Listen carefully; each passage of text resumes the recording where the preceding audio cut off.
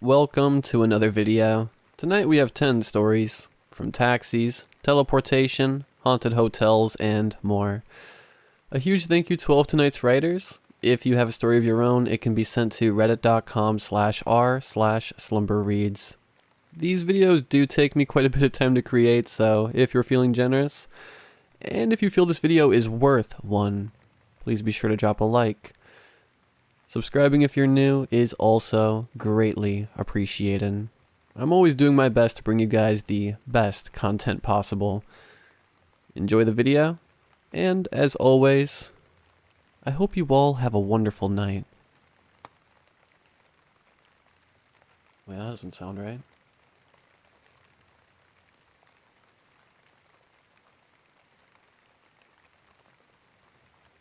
I have no idea why I volunteered for the midnight shift. The extra 40 cents per hour wasn't really worth it. Everyone I was working with had good reasons to not take the shift that week.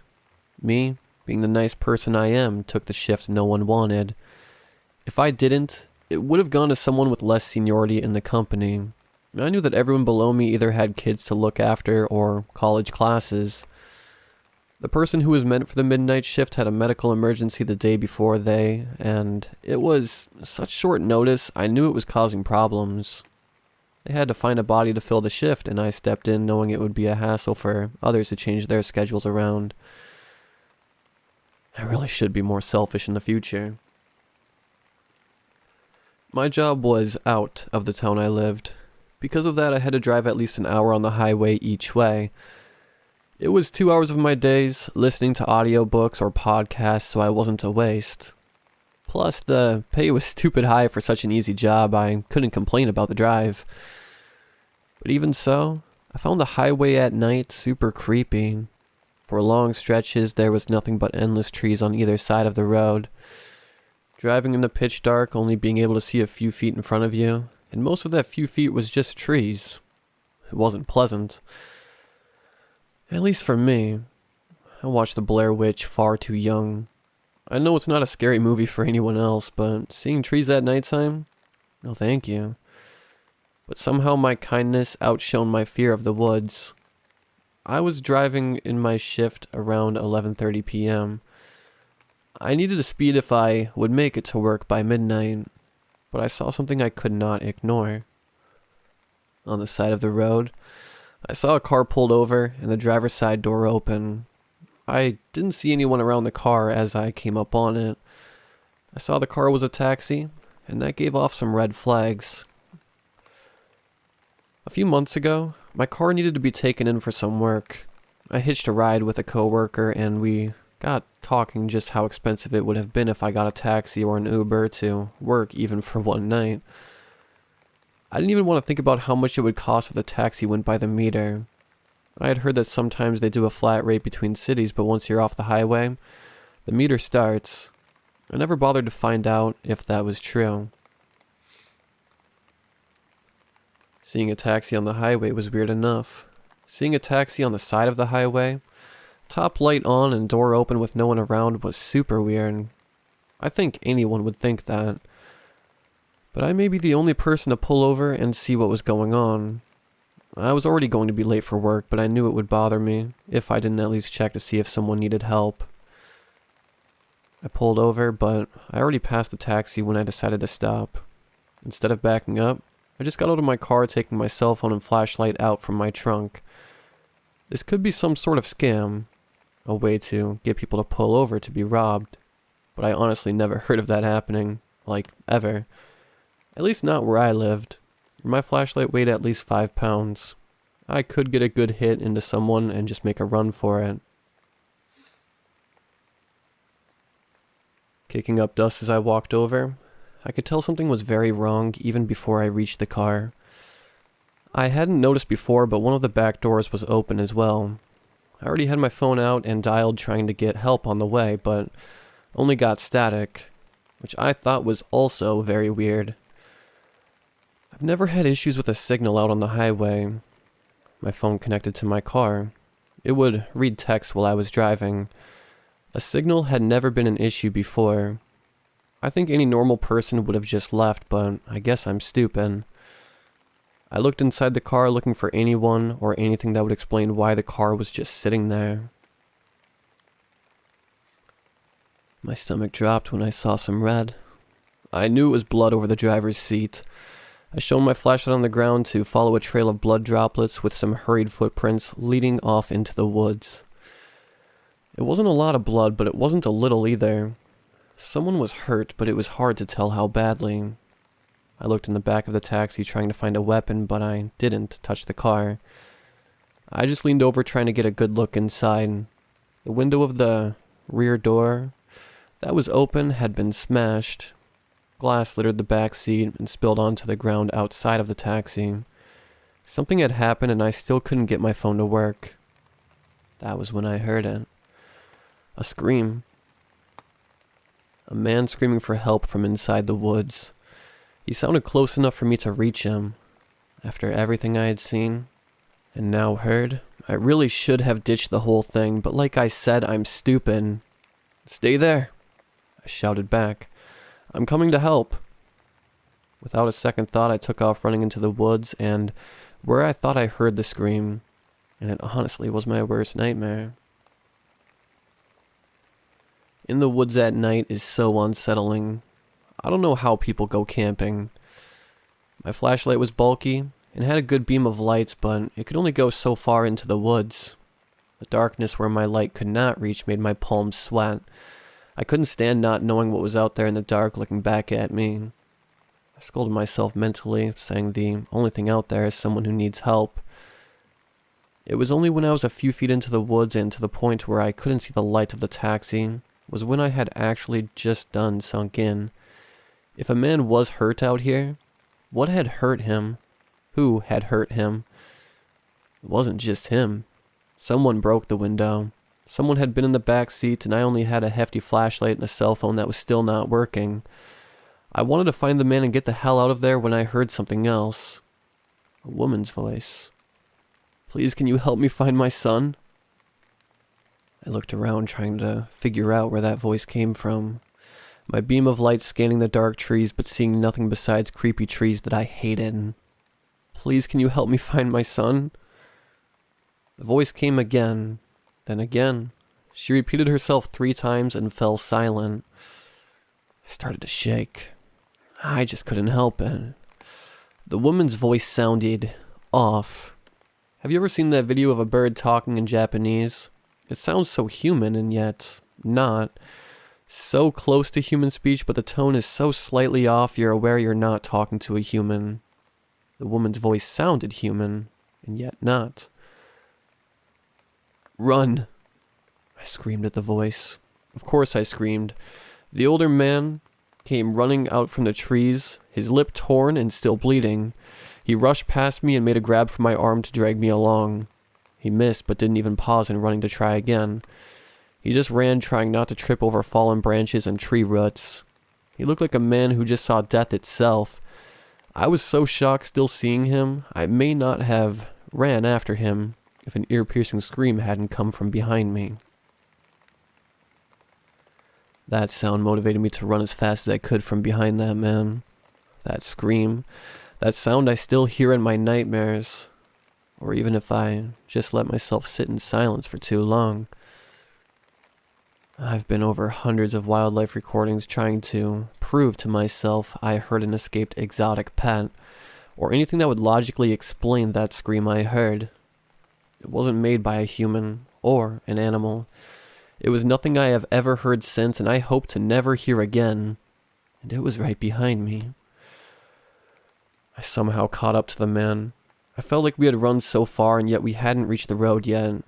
I had to stop because my chest burned from running. We both stopped, gasping for air from fear and from running through the hard-to-navigate forest floor. The flashlight beam was powerful enough to light his face covered with blood, even if I wasn't pointing it directly at him. He nervously ran a hand over his face.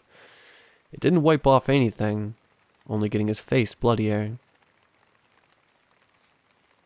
I had only heard a voice and a scream. I did not want to know what this man had seen in the woods. We need to keep going. I told him once I was able to talk again. It's not my fault. He was running his bloody hand through his hair, clearly out of his mind from fright. I wanted to reach out to try and calm him down, but wasn't sure if that would upset him more. I decided to let him talk while I looked around, trying to find a way out of the trees. It's not my fault. I mean, she's pretty. She was pretty. She got into my cab, right? You understand, right? By some miracle, I spotted a light through the trees I was positive came from the taxi from the road. I was just about to tell the man we needed to walk in that direction, but what he was saying made me stop. I had never been so afraid in my life being in those woods, but I still stopped to look over at him. What are you talking about? I asked slowly. Girls like that don't mean no, right? If they are so nice like that and smile at you like they want it, right? I didn't even do anything. I just parked. I didn't even get in the back seat. She was the one who leaned over. Damn bitch bit my lips off. She was the one who wanted it. As he spoke, his voice got more and more frantic. I stood in place watching him lose it. He was running his hand through his hair, tearing at it. His body shook and his eyes darted around wildly. That bitch isn't human, he shouted. He grabbed at his head with both hands and started to sob. This man... I didn't want to think of what would have happened to the woman in the back seat of his taxi if she was human. If he just picked up a normal person that night, what would he have done? Over his sobbing, I heard a branch crack, then another. I raised my flashlight to look into the darkness and finally saw her. She was pretty. That much was true, and also not human. Long brown hair fell over her shoulders. She was only wearing a flower print sundress with the driver's blood down the front. Her face looked normal aside from her eyes. They were eyes of a dead woman, blind and pale. She was only a few steps away from us. The sobbing man hadn't noticed her creep up behind him. She stood in the beam of the flashlight, almost curious what I would do. I did something I never expected of myself.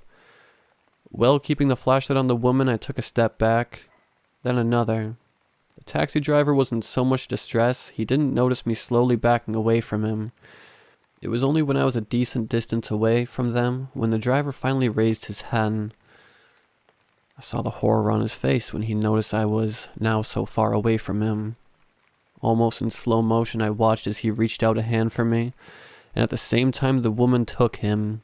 Her mouth ripped open, causing her head to look like a demonic Pez toy.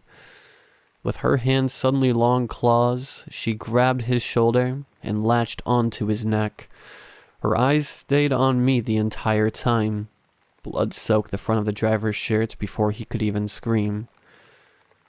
That woman never took her dead eyes off me as she tore flesh away from the man. I did not stay around to see her rip him apart. I turned and ran as fast as I could towards the light coming from the taxi.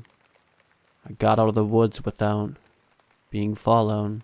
I kept running to my car and flew in. My hands were shaking too much to even start the damn thing.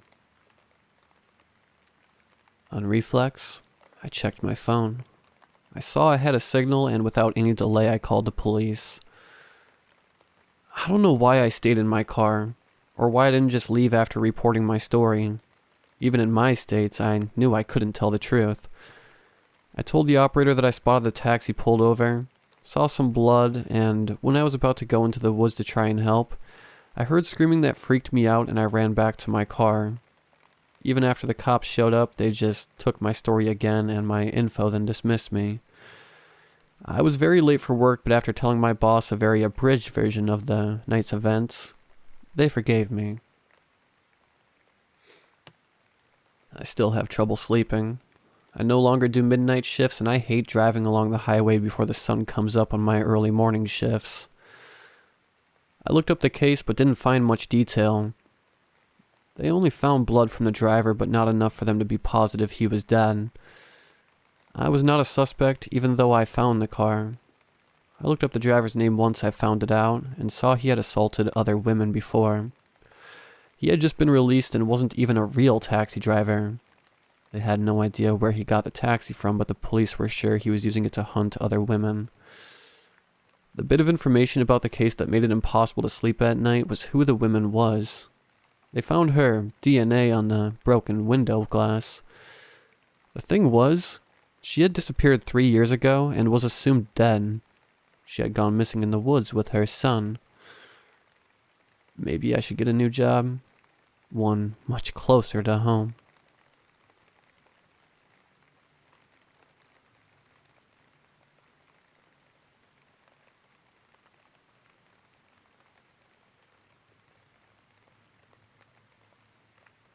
For the first several hundred activations, I didn't even realize I was being teleported across space.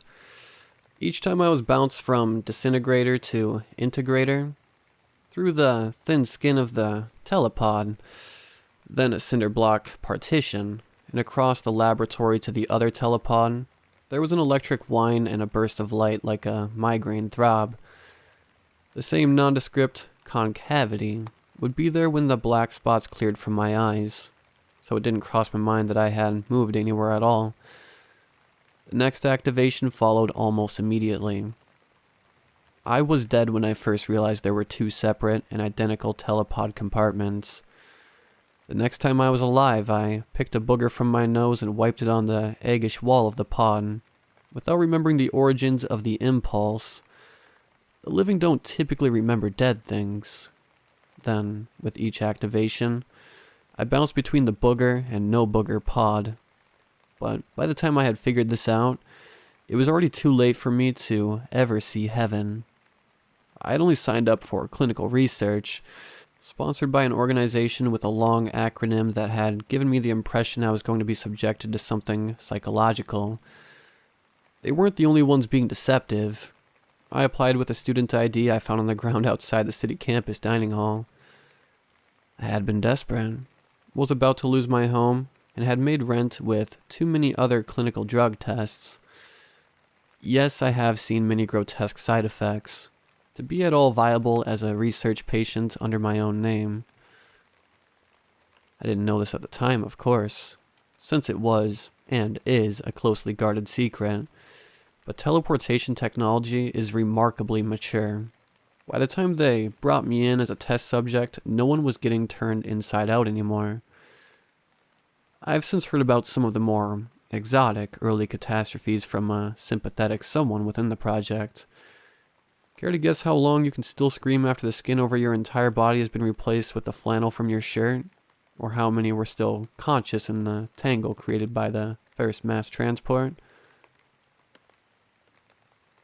No, when they brought me in, the technology worked perfectly, and everyone involved was ready to change the world. From their perspective, I was less like an at-risk test subject, and more like the person who had to press a new phone's button or 12 hours straight to prove its clickability, which also meant that it was already too late to stop. Too much has been invested. The teleporters are coming. I'm not sure what anybody ever found confusing about this, but let me go ahead and clear it up right now. When a teleporter destroys you to make a copy of you somewhere else, you die. I've heard that it's a debatable philosophical point, but sounds kind of obvious, doesn't it? And while everybody is busy arguing whether or not Star Trek characters are dying every time they beam down, they're forgetting to ask the next question.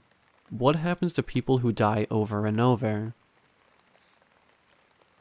Worse, though, is ignoring the whole death component of disintegrator, integrator, teleportation, because your new technology works and is going to make you very, very rich. I'm afraid that the people who did this to me will ignore everything I told them. They'll even ignore their own eyes, because I know they saw the formless anarchs, the semi-souls of pandemonium, tumble out of the telepod after me. They saw the expression on my face, which had encoded in its pain the prospect of infinite horror. But I'm jumping ahead. The thing to understand first is that you are not just your life. The act of being born, living, and dying accomplishes more than the opening and closing of your experiences. It also unfolds a space, like a bubble sealing itself off of a wand at the moment of your death, with the shimmering surface of life encircling it in that instant a vaster interior. In dying, you've completed a ritual of enclosure, capturing and taming a portion of the formless chaos that surrounds and dwarfs the material universe. The interior is you, too. Your real body is little more than an appendage to this full state of being.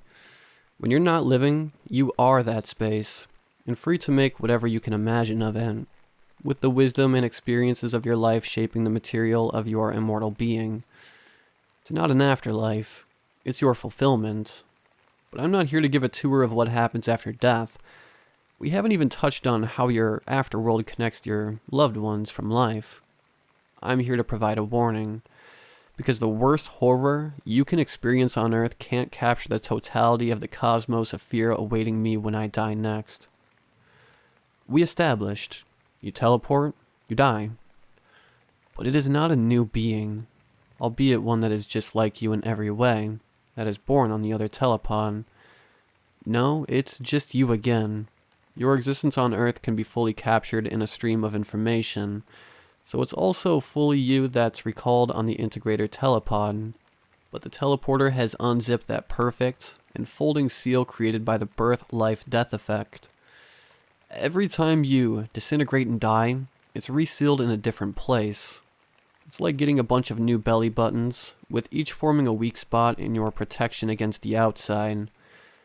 It's at these vulnerable points that the anarchs get in.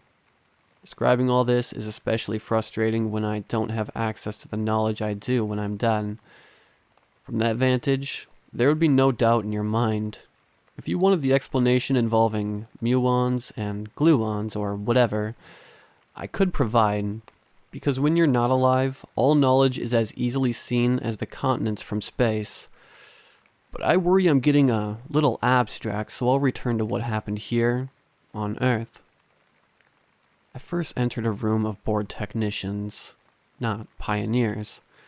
So bored and so certain they were working with a foregone technological conclusion that they didn't bother to tell me their plan to teleport me thousands of times, every 10 seconds for 8 hours. I didn't have to change out of my clothes, or even wash my hands. Once I had signed in and filled out some forms, a woman in a hoodie led me through several keycard doors to a bare, cinder block room with a telepod.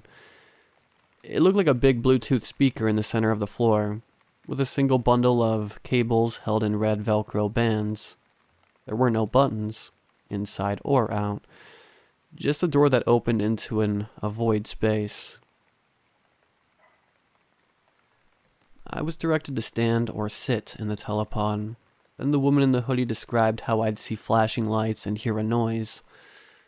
Afterwards, we'll ask you some questions. Did I have to go to the bathroom, get a drink of water? It was best to go now, she said. Then she sealed me in. Though I couldn't see it, there was a speaker somewhere in the telepod because a bored man's voice said, "Are you ready for activation?" There was no way I could have known, but saying yes was consenting to my own damnation. When I first died, I encountered nothingness. This void was, in reality, my space withheld and safeguarded from chaos. But your fullest expression doesn't come from an instruction manual, and the only path I saw before me was through the lamp-like beacon of the integrator. I walked through and lived again on the other telepod. There is no memory carried across from death. No time has passed. Subjective and objective teleportation. At least at first. The mechanics of the time-to-timeless interface are complicated, but I technically could have emerged at any future integrator incident, or even started my life from birth, but it wouldn't matter to my living experience, which retained its linearity. I passed through the afterworld dozens of times before I began to see the light from my previous passages. The paths of Psyche had created through uncreated space, and the strewn Philly cheesesteaks birthed of a stray thought. I created more and stayed longer, ignoring the persistent pull from the next return of the integrator. Troubling signs manifested here long before I felt them in my 10-second lives. In life, I was getting bored with the telepod. A bright flash of light in an otherwise sensory-deprived place is irritating at first, but soon becomes as regular as a flicker in the office fluorescence. There was some brief excitement after I used boogers to discover I was teleporting, and started banging on the pod door. But they pulled me out, showed me a slick commercial, and offered me $3,200 to get back in.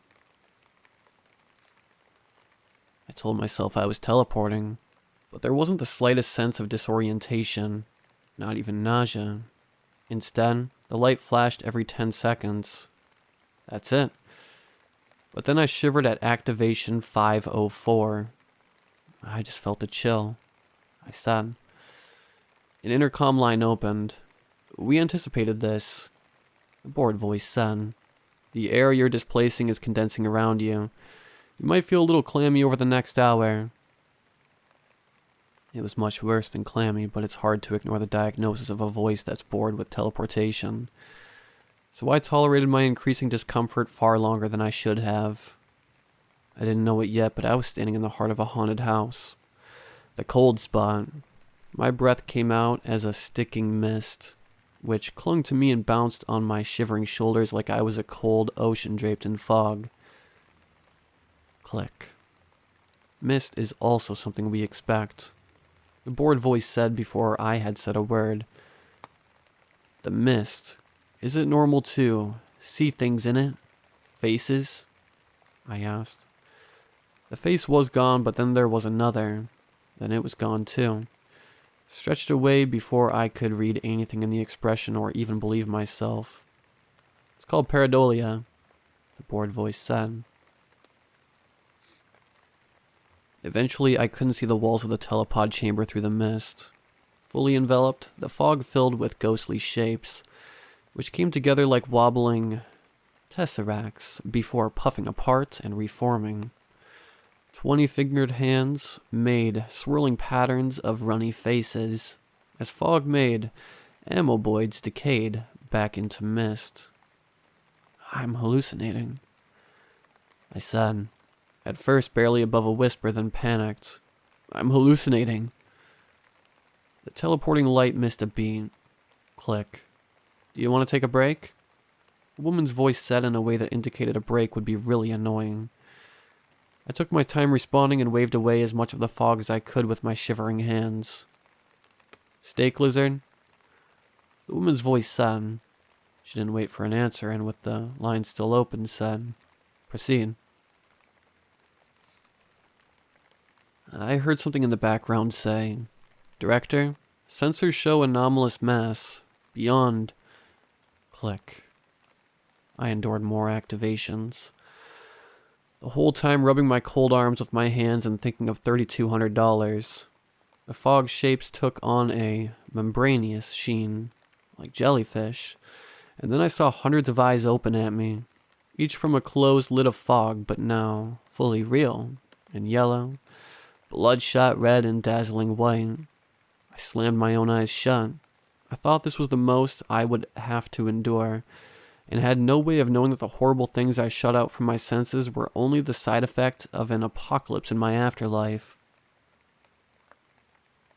With each new teleportation death, a hole was being pinched in my bubble, through which oozed the swirling, chaotic potential of the outside ultraverse, encountering the substance of my afterworld, this essence of nothing created of itself being and beings. Like all beings, they wanted, but having no biological needs, they wanted purely. When the first of them clambered down into my reality, I was agog. It had taken on an aspect of pure light, having seen it and wanting. This anarch, like most of them, took familiar form, taking on arms, legs, and a head, but too grotesque proportions and without definition, organs, or sensory apparatus. They poured into my beautiful lands with chaotic surfaces and nauseating colors churning on their faces. I call them anarchs, but the D word is there if you'd prefer. If anything, they're worse. At least hell and its demons have purpose. I teleported back and forth, from one side to the other of the cinder block wall, perforating my afterworld without knowing it. Each time I died was like emerging from the same cave again, into my blasted world, and feeling simultaneously the sudden shock of remembrance and horror at what I had lost.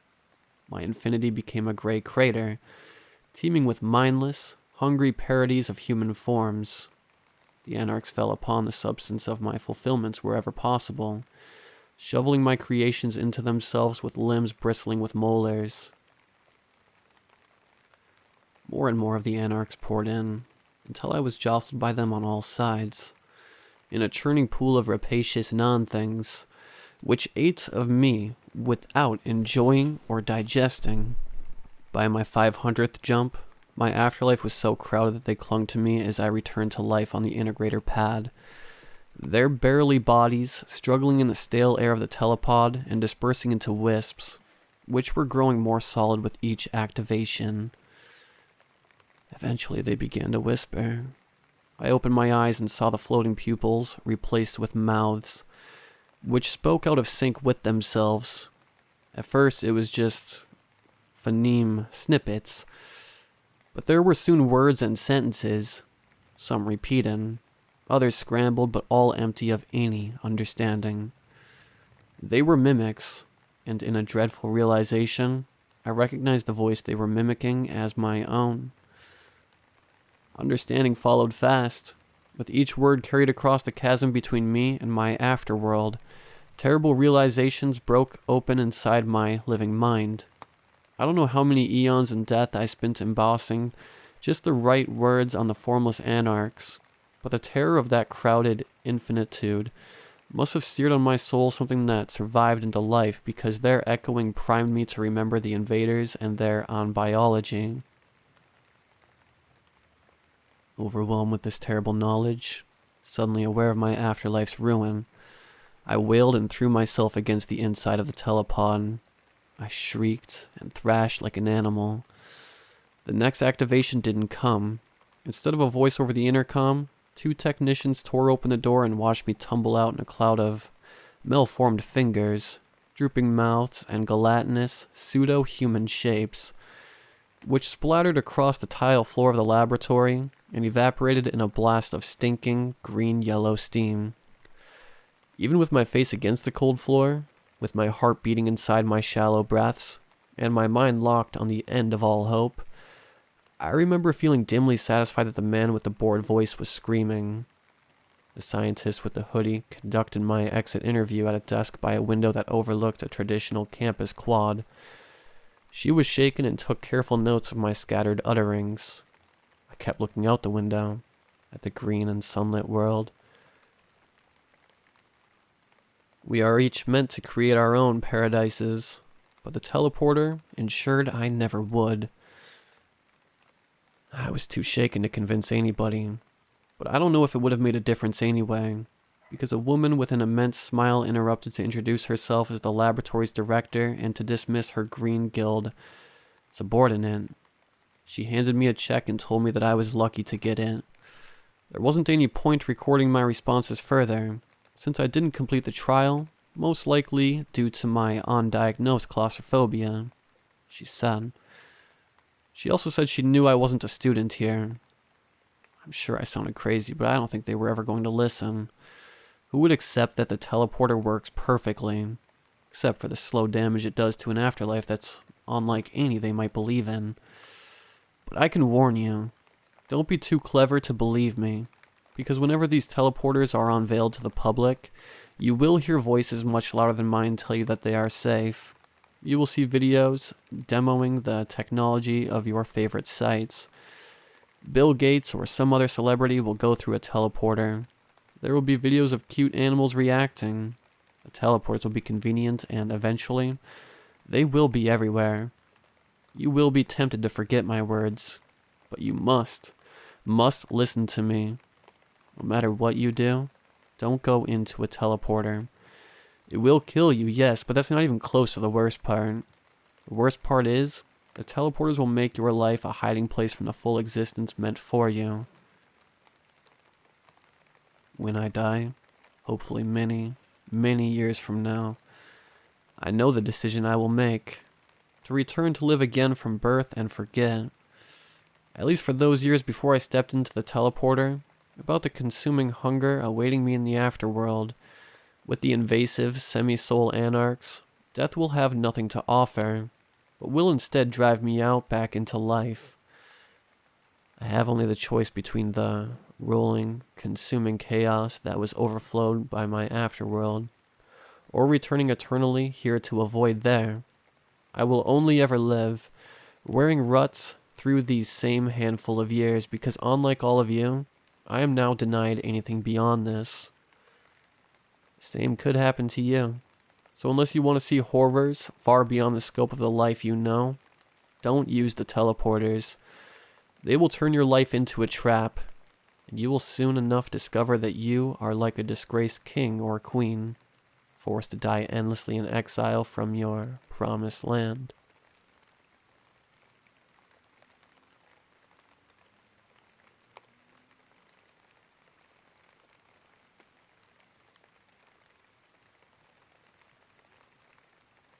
Did you ever get one of those low, rumbling feelings in your gut telling you to turn around before things go to hell? That's how I felt in the parking lot of the Hidden Forest Manor Hotel. I really should have listened. But I was tired from long hours on the road over the past 3 days. It was dangerous to keep driving in that state. I needed a place to crash, and I'd already paid for this one. I'd found it that morning while I was sipping coffee at a highway rest stop. It was one of those themed hotels. That's not normally something I'd go for. Honestly, all I ever want from a hotel is a place to shower and crash for the night. This place had been the cheapest place on my route that didn't have reviews that mentioned bed bugs, so I figured I could handle it for a single night. In fact, all the reviews had been glowing, and many had mentioned an amazing morning breakfast. So I'd shove the last bit of a Pop-Tart in my mouth and hit the book button. The place was creepy. I know that was the point, and I told myself I was being ridiculous, but it spooked me right from the start. The lobby was dark and several people in shabby costumes were milling around in it. "Room 205, aren't you lucky?" The smiling woman at the front desk said, passing me my keycards. "Lucky?" I inquired. "It's one of my favorites," the woman said. "Enjoy your stay, dear." I thanked her and walked off to find my room. The elevator looked a bit suspect, like it might break and send me crashing to my death. So I took the spiral staircase instead. I found 205 down a narrow hallway that was just as dimly lit as the lobby. I opened the door to find a pretty room waiting. It had a large bed, an old oak desk, green curtains, and a few lamps scattered about. I tossed my duffel on the desk chair and headed into the bathroom, needing it after my long drive. The bathroom was tiny, hardly big enough for the tub, sink, and toilet. There was no window, and the overhead light above didn't give off much light either. I checked out the toiletries while I was washing my hands and wrinkled my nose at the Onathra label on them all. I was glad I had soaps and lotions of my own with me. I had a friend who lost her eyebrows to that stuff a couple back. I splashed some water on my face, trying to wake myself up. I still had that zombie feeling linger after being in the car for so long. "When are you leaving?" The woman's voice asked. It startled me enough that I jumped and slammed my hip into the sink. I turned to find a girl staring at me from the bathroom doorway. She looked young, like a college-aged kid, so I thought she might have been a part of the hotel's staff at first. I hadn't heard her come in, but I was feeling pretty out of it, so I shook it off. "Sorry, do you work here?" I asked. The girl adjusted her large glasses and smiled at me before answering. "I live here," she said. She had an airy, lilting sort of voice with a touch of an accent I couldn't place. This is my room. I was wondering when you'd be leaving. You've been here such a long time already. I just checked in, I said, frowning. I wasn't sure what to make of that. I guess that maybe this was part of the theming. It's so hard when people stay so long. The girl said as if she hadn't even heard me. I get terribly restless. I'll be leaving in the morning, I said. Oh, well, good. Thank you for letting me know. The girl said. She smiled at me again and nodded like my answer had satisfied her. Then she vanished. I don't mean she ran out of the room. I mean she just stopped being the bathroom doorway. She nodded and then was gone. I gripped my hand onto the edge of the sink and took a long breath. I figured there were 3 options on the table here. 1, this place has way higher a budget than it looked, and those were some amazing special effects. 2, I was having some sort of too many nights on the road induced nervous breakdown. 3, there was an actual ghost in my hotel room. All things considered, I decided that option 1 was most likely. Still, I couldn't totally rule out option 2, so I decided a nap might be my best bet. Have you ever not realized how tired you were until your body hits the bed? You think you're doing okay, but then you lay down and every muscle in your body throbs. Your head hits the pillow and your eyes are so heavy it's nearly painful. Yeah, this was that kind of nap. The bed wasn't very comfortable, but I've slept on worse. I was out cold before I really had much time to think about it. I woke up about an hour later to find the girl staring at me from the end of the bed. You're still here, she said, tilting her head at me so sharply that it couldn't have been comfortable for her. It's not morning, is it? I asked, fumbling under a pillow for my phone. It's been a very long time, the girl said. I shook my head. The time on my phone confirmed it had only been an hour.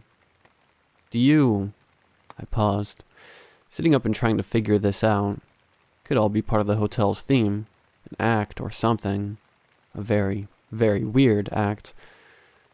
Do you want me to call the front desk? Try to get a different room? Oh, no, the girl said, eyes going wide. She put a hand over her mouth like she was shocked. You can't call the desk.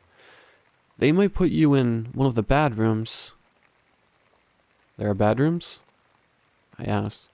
Oh, yes. Very bad rooms. My room is the best, I think. You think it's lovely too, don't you? She asked. It's great. I agreed. I still wasn't sure whether I was talking to a ghost, my own hallucination, or an actress, but I decided it couldn't hurt to be agreeable about it, no matter what. I'm not sure if that was my ingrained southern politeness, a survival instinct, or both. Have you lived here long? Since it was built, the girl said. You're very nice, you know. Thanks, I said. We could share my room if you want. You can stay as long as you like, she said. She leaned in close to me when she did, leaning across the bed to smile at me with wide eyes. I hadn't noticed it before, but there was something not quite right about her. I don't just mean the disappearing and the odd conversation. I mean she didn't look all the way right. You know when something breaks and you're able to superglue it back together? You can still use it, and it's not broken anymore, but it never looks the same again. Even if you do it carefully and repaint over the cracks, it's not fully fixed. The edges don't line up like they should. You always know it was broken. That's what she reminded me of up close. I couldn't see any cracks in her, but I knew they must be there. It made a chill run down my spine. I forced a smile anyway. I felt certain I shouldn't make her angry, even if she was an actress, or the product of mental breakdown. Sure, I said. We can share until I leave in the morning. Yes, she said, clapping her hands excitedly. Then she disappeared again. I blinked into the now empty room, feeling more than a little unsettled. I swiped my phone open and pulled up some travel apps, looking for any available rooms at nearby hotels. No luck. Every other hotel in the entire Tri-County area was totally booked. The closest room I could find was an hour-and-a-half drive away, and priced at over $300 a night. There was no way I could afford that, especially since if I left, I'd have to swallow the non-refundable cost of this room. I needed a new plan. I got up and rifled through the desk, looking for hotel information. I thought maybe there might be an explanation somewhere. Something like one of those welcome cards hotels have about housekeeping and room service. But that explained how rooms in this hotel had strange ghost actress girls. I didn't have any luck finding anything with information about the girl. I did, however, find out there was a hotel bar on the 6th floor. I decided I could definitely use a drink. Several drinks. If I was going to need to sleep in a room where a ghost or actress or maybe a projection of my own brain kept popping up. Plus, I figured I could talk to the other hotel guests at the bar. It seemed like a good way to figure out if anything weird was happening to anyone else. So I ran a brush through my hair and swapped my hoodie for a sweater. I was at the door when she appeared again. "Hi, you look nice. Where are you going?" she said, popping up between me and the door. "I was just going to grab a drink at the bar," I said. She frowned. "Oh, I don't think you should go out there," she said, shaking her head. "I'll be right back," I said. She shook her head again. No, that would be a bad idea," she said. She looked very troubled about the thought of me leaving.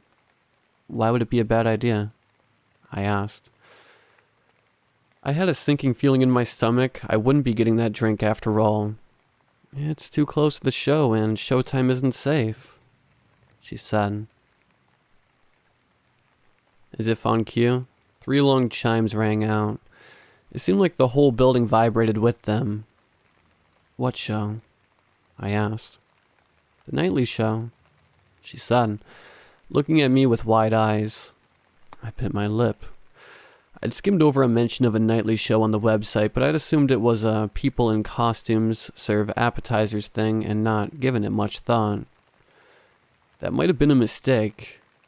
A scream rang out in the hallway, then another, and another, and then more. Enough that I couldn't count them individually anymore. "What's happening?"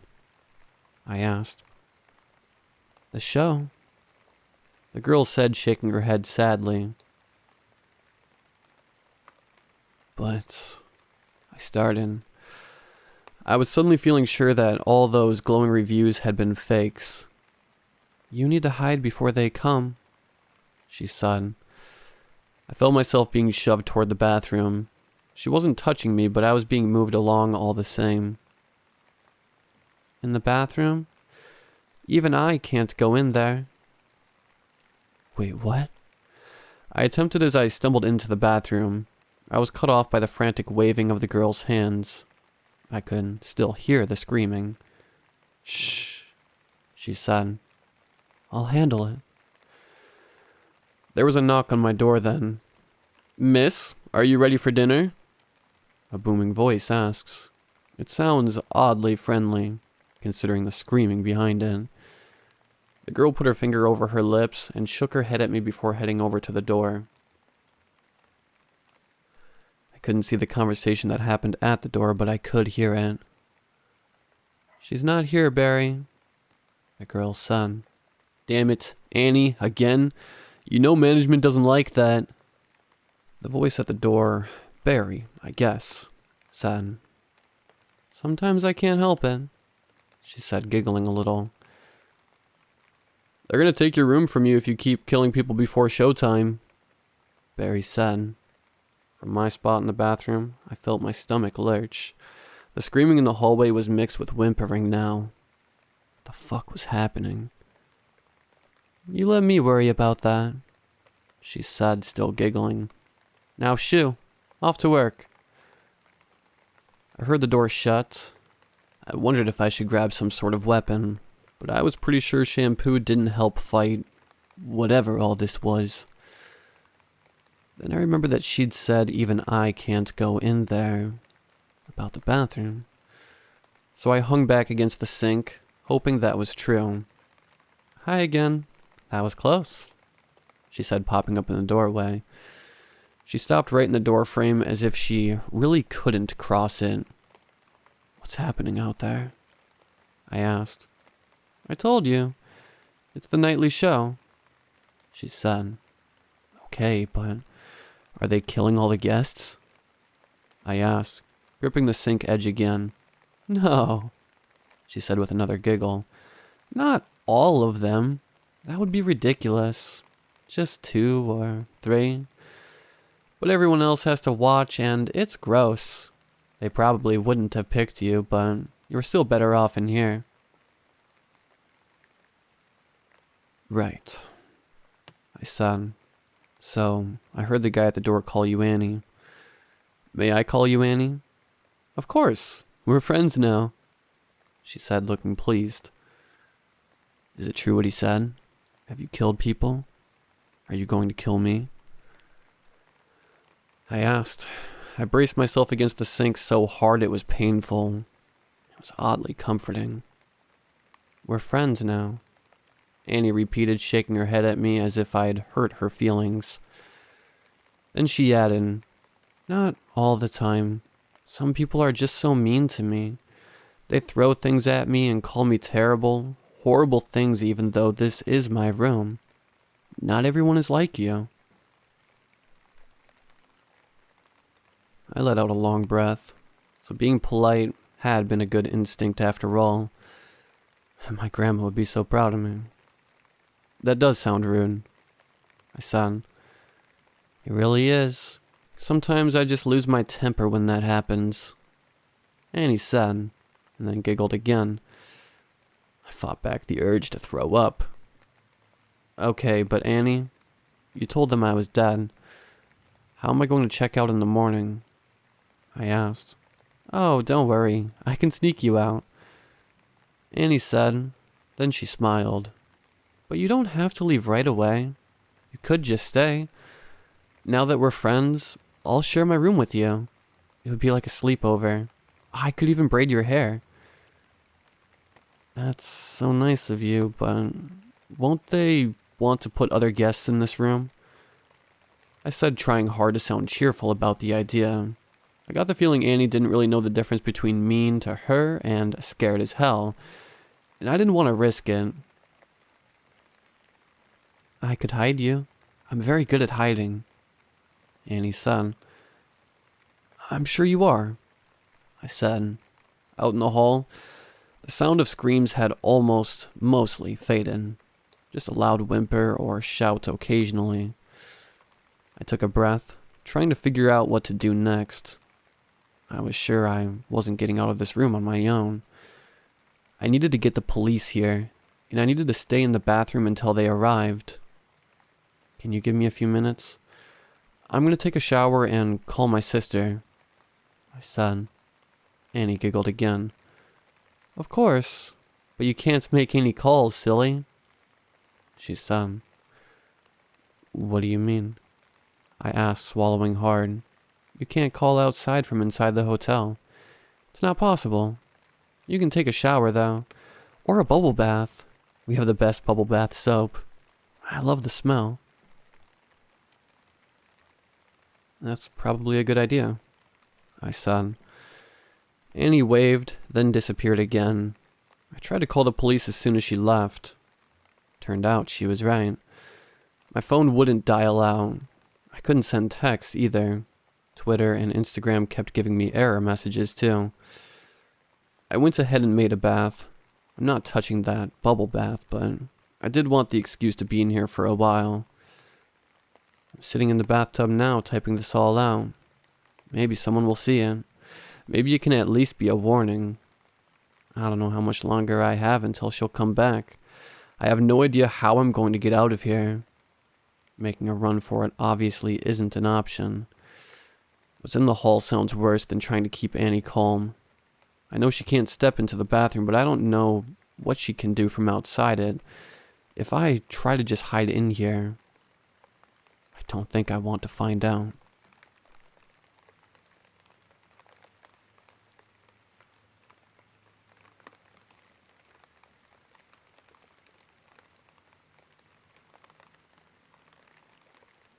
I had been on our varsity rifle team in high school. I reckon that's about where my vision must have begun heading south. It's been, Jesus, nearly 9 years since then. For those of you reading this with 20/20 vision that aren't literally paying to read this, let me tell you what it's like. Road signs jump out at you quicker. Movie theater popcorn prices are always a masochistic little surprise. Faces and bodies swim at a distance and after a while come into shape. Way too late to recognize old classmates or coworkers and avoid them in the grocery store. But the decay in vision is so gradual, you don't even realize you can't see as well as you used to until you're renewing your license at the DMV, and the woman at the window says, with polite concern, "No, sir, try again. Tell me the letters that you see in the scope." There shouldn't be any numbers. After she handed me my renewed license, and let me tell you, she was so nervous even I could read it at that distance. I was off to the optometrist to figure out what the hell was going on with my vision. My optometrist, very cute by the way, prescribed me contact lenses instead of glasses. No problem, just poked myself in the eye a little bit. And I had adult supervision. Fuck, that first date was beautiful. I knew in my heart of hearts that I hadn't seen this well in years. I know I was grinning like a goofball, not just because she was cute, but because now I could see her in high definition. First problem began after about 2 days, though.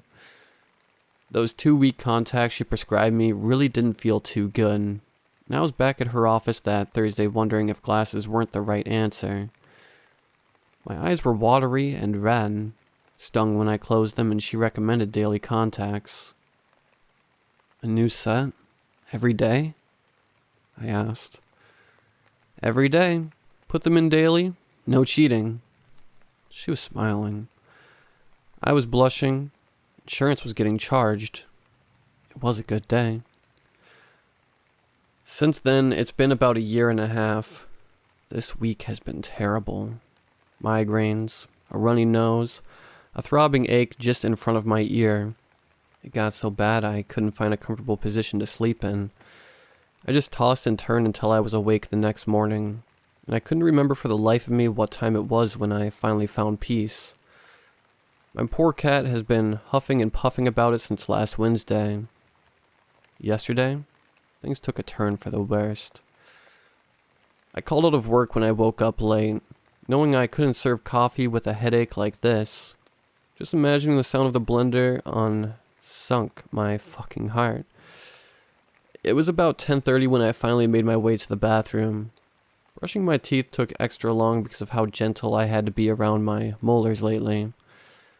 I had a misstroke earlier this week and just about cried when my toothbrush hit my jaw on the other side of my mouth. But when I looked up into the mirror, I stopped right then and there. I rubbed the sleep out of my eyes. Motherfucker.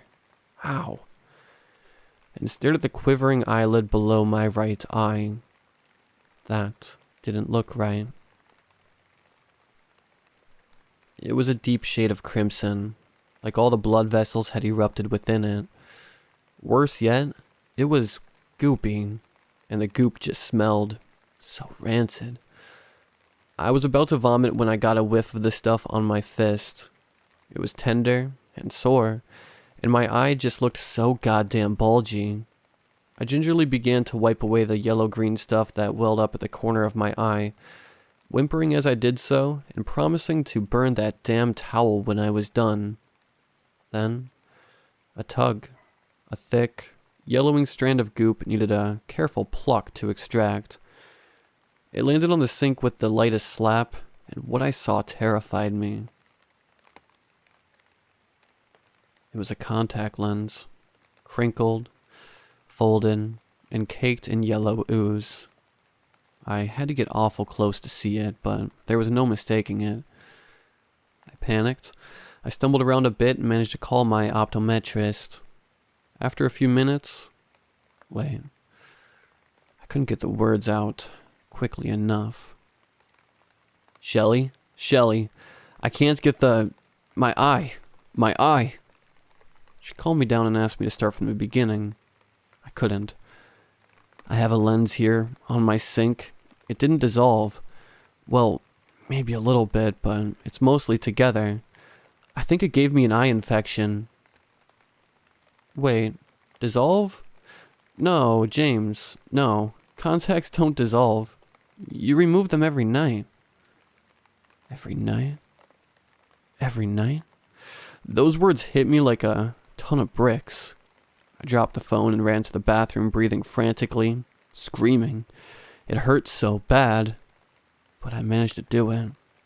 I pried against my eye with the back of my toothbrush until I couldn't see anymore.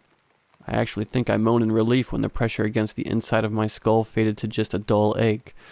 A wave of liquefied, yellow goo erupted from behind my eye until all of a sudden, the comfy feeling in the flow stopped, clogged by a massive ball of them. The pain came back in waves. I pried harder. That was agonizing. And then, pop, like a wet, muted tongue click in someone else's mouth. My vision shifted diagonally. My brain tried to make sense of what my two eyes were seeing. The mirror and the floor between my foot and the cabinets. I fucking screamed. In the movies, they don't make it look like your eyes are held in with just this string of saucy spaghetti. In my case, this thing was swollen and fucking angry and covered in yellow and cyst-looking things, which I was forced to see through my left eye, still thankfully intact inside of my head at the time. It was brutal. Anyway, there was this massive pile of contacts on the counter, 1.5 years worth to be exact, crumpled, crinkled, covered in yellow pus and blood. So much blood. Lots of fucking blood. It was right around that time that I fainted. Neighbors heard me scream, followed by me hitting my head against the tub and then the floor. They called 911. 571 contact lenses in each eye. 1,142 all in all. Doctors said he counted each and every one of them to make sure they had gotten them all out, tracing all the way back to the very day that I got that set of 2 weak contacts sitting in the back of my head. Every day. Put them in daily. No cheating. Here I am at the hospital, in the middle of a pandemic, but at least the headache's gone.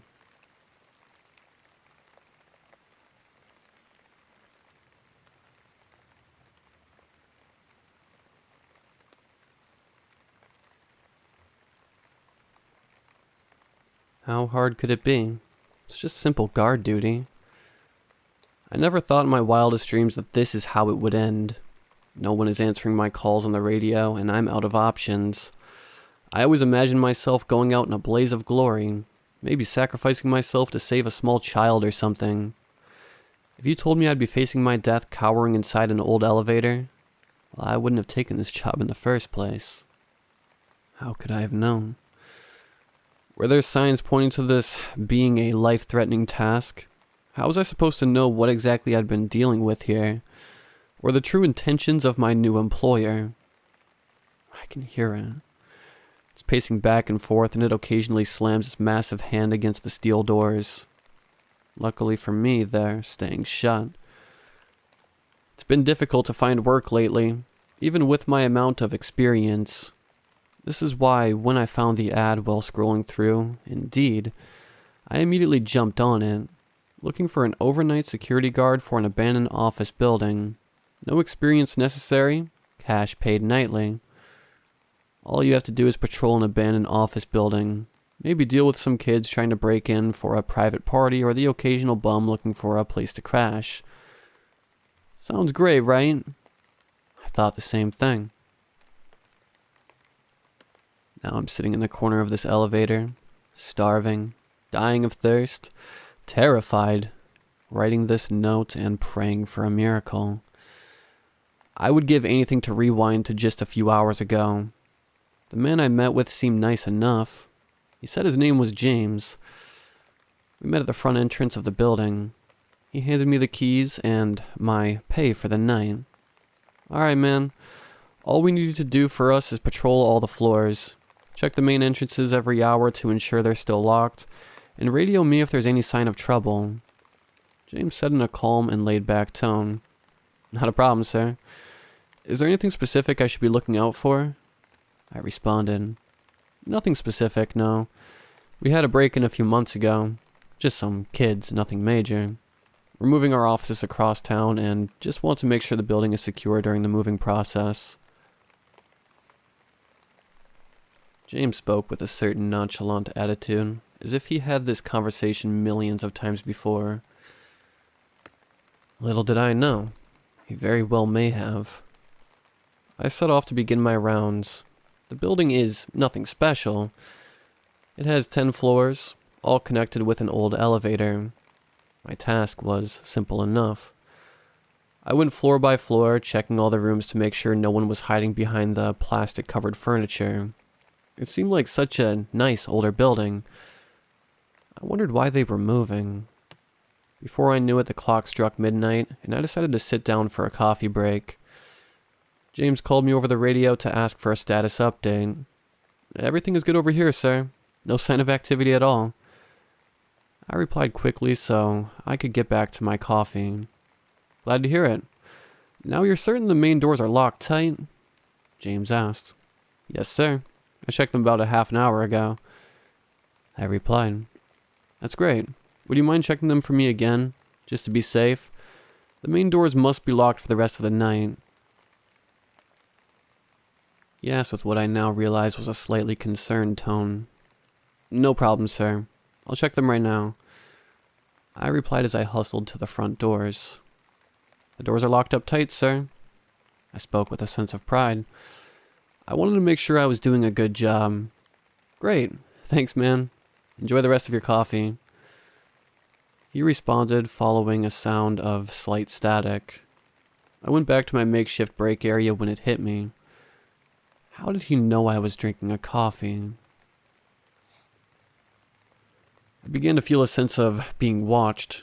Maybe they had cameras installed and he was checking in to see if I was doing my job.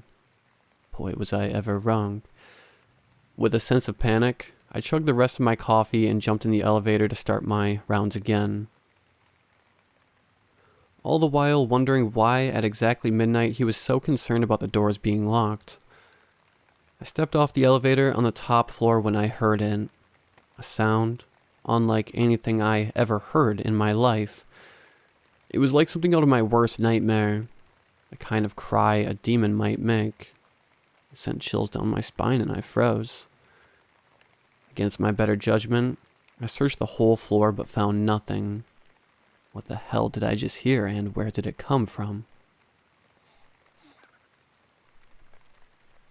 I entered the elevator and paused for a moment before pressing the button to the next floor. As the doors were shutting, I heard it again. That horrible, demon-like cry.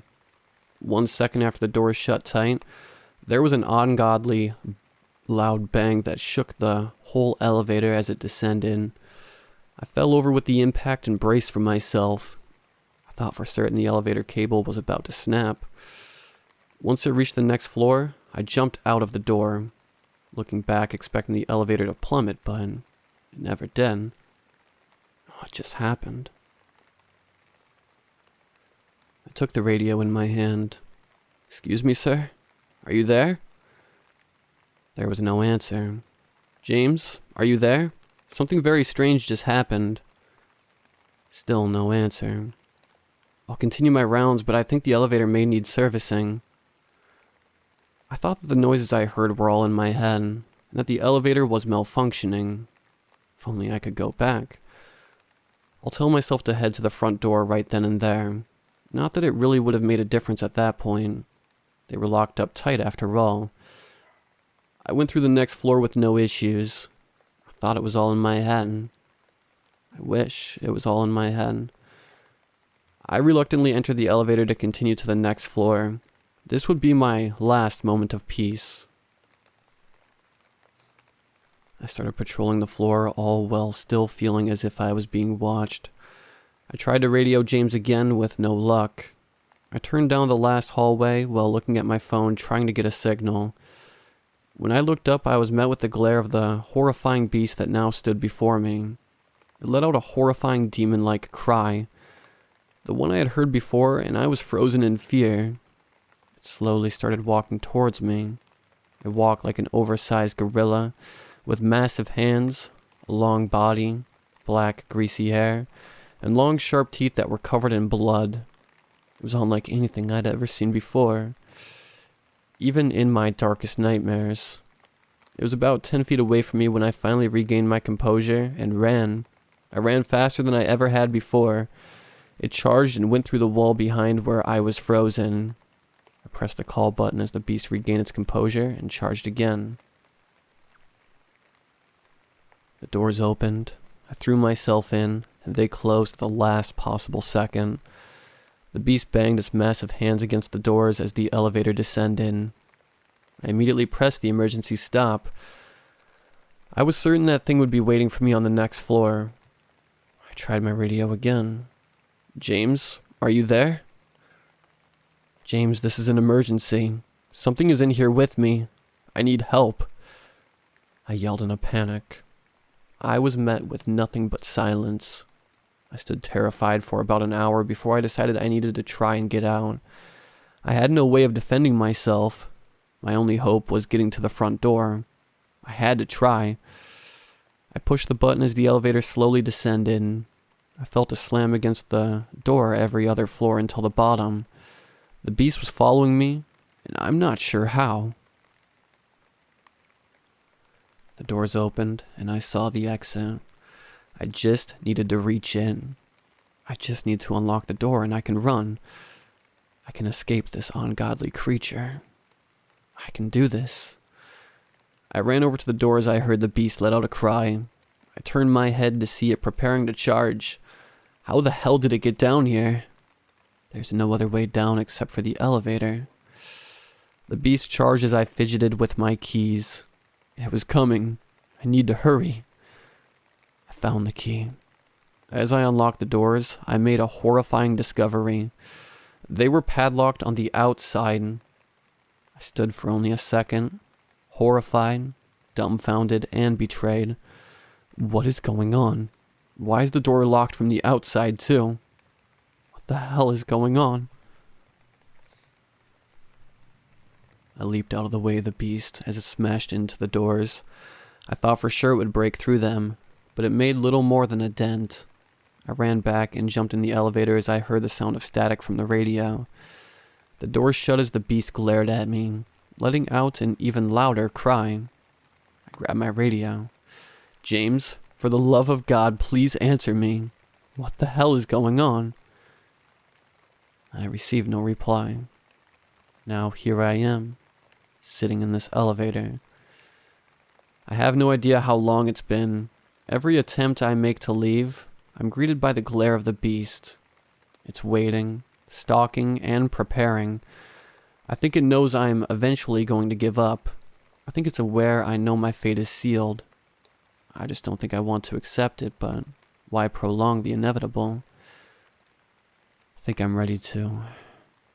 Wait, my radio just went off. Hello? Is anyone there? Please, I need help. I need help now. The voice on the other end is distinctively James. I'm surprised to see you've lasted this long. Most people don't last more than a few hours, he said with a joking tone. James, what the hell is going on here? Why is there a padlock on the only exit? Why haven't you responded to me, and what the fuck is that thing? I yelled as I fell to the floor. You should be grateful. He spat in a condescending tone. Before, your life had no real meaning. You had no future. constantly going from job to job. Now, you're responsible for saving countless lives. A sacrifice such as yours is to be commended with the highest honor. You're a hero. He spoke with such vindication. You tricked me, and have left me for dead. There is no honor in this, James. I responded in protest. Come now, you simply must understand. Until we can learn to control the beast, we must give up the lives of a few, to save the lives of the many. The beast only tries to escape when it is hungry. We must keep it fed. He replied. James, you're saying this has happened to people other than myself? I gasped. Of course. The beast has been in our care for many years. Hundreds of people have given their lives to the cause. There is no alternative until we can control the beast. This is the only way. Do what is right. Forgo your selfishness and your fears. Give your life to the beast so that others may continue living. Become a hero. Give your blood for the world. I'll be watching and we'll be with you until the end. Goodbye, hero, and thank you for your sacrifice. The line goes dead as James finishes his speech. I guess that answers that. I have no way of escaping. I have no way out. I guess I'll die of starvation soon enough. Or maybe I go out in my blaze of glory. I willingly sacrifice myself to keep the beast satiated, so it does not escape and wreak havoc on the world. I don't have to make it easy for it. I'll make it chase me and fight. I'm not going to die cowering in an elevator. I'm going to die with dignity. I'm putting this note in the emergency phone panel. I hope someday it will be found. The world must know what goes on here. Something must be done. I'll leave you with this. Always use caution if something seems too good to be true. There's a chance there may be something sinister lying in wait for you. I'm opening the doors now. How hard could it be? It's just my life, in the place of many.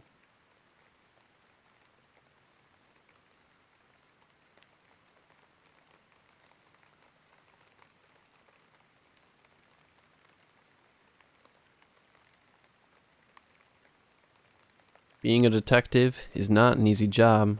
Not to say that other jobs are easy, but our job carries a lot of weight with it, and by weight, I mean all the guilt, the sadness, the weeping melancholy, and the rigid stress that sometimes haunts us. We endlessly try to uncover cases. Sometimes we discover clues, and at other times we only have a dead end to greet us. I don't know when it occurred to me, but all this time, I had slowly become tired of everything. I think that I was mentally exhausted, and trust me, it is way worse than being physically worn out. Honestly, you could push through the limits of your body with a strong will, but no amount of effort would help you if your mind doesn't allow you to move. Eventually, these days jumbled by, and seeing my dilapidated condition, my wife soon recommended that I apply for a transfer to some more desolate area, or any other place that wouldn't have too many problems hounding me. I complied with her request, and since it was my own wish too, I reasoned to myself, it's not like I am running away or anything. A little rest, some me time, is all I need. That is the only thing that drove me, or at least I felt that way. I needed a little rest. We all do, you know? Sometimes when we are burnt out after trying too hard, then it's better to take a breather once in a while. I talked to the chief the next day, being the kindest that the department ever had. He listened to my whole story calmly.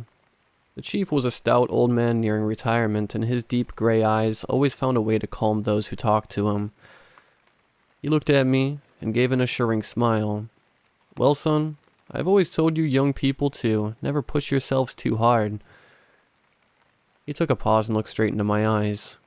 After all, life is like a dream sometimes. No need to take it too seriously. His eyes moved away as he laughed. After some time of scrolling through his desktop, he decided that I could go to a nearby place called Red Creek Town. Well, that's weird. I'd never heard of it before. I thought to myself as I tried hard to recall if such a place even existed. The chief, not catching my confusion, told me I could go there under the guise of re-examining a case that had long since been closed. This way I could have a long vacation and nobody would notice. Personally, I knew that this wasn't morally or ethically correct, but I wasn't really in a state to be kind or concerned about it at all. The next day, I took out my pitch black LS6 Chevelle, and since I was feeling myself being a little more in the mood, I decided to wear a pitch black suit with a red tie. "Well, that's a little pretentious of you, honey." My wife mocked me in a joking manner as she leaned across the doorway.